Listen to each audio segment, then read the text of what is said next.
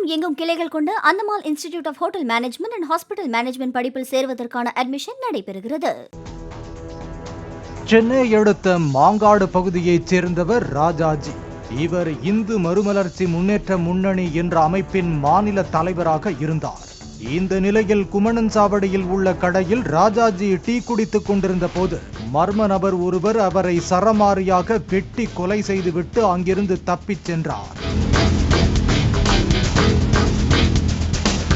பூந்தமல்லி போலீசார் சம்பவ இடத்துக்கு விரைந்து சென்று ராஜாஜியின் உடலை மீட்டு கீழ்ப்பாக்கம் அரசு மருத்துவமனைக்கு அனுப்பி வைத்தனர். கொலை செய்த கிருஷ்ணகுமாரை கைது செய்து போலீசார் விசாரித்த போது பல அதிர்ச்சி தகவல்கள் கிடைத்தன.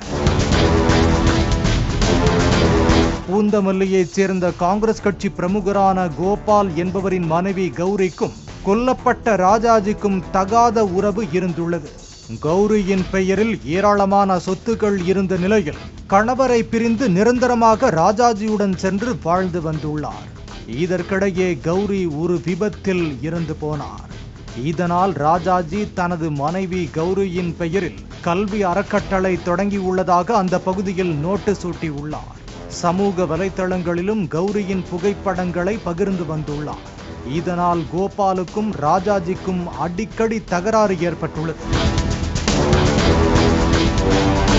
இதையடுத்து கிருஷ்ணகுமாரை தொடர்பு கொண்ட கோபால் ராஜாஜியை கொலை செய்ய தூண்டியுள்ளார். தொடர்ந்து ராஜாஜியை கிருஷ்ணகுமார் வெட்டி கொன்றது தெரிந்தது.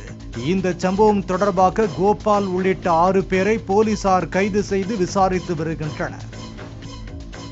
தமிழகம் எங்கும் கிளைகள் கொண்டு Andamal institute of hotel management and hospital management படிப்பில் சேர்வதற்கான அட்மிஷன் நடைபெறுகிறது.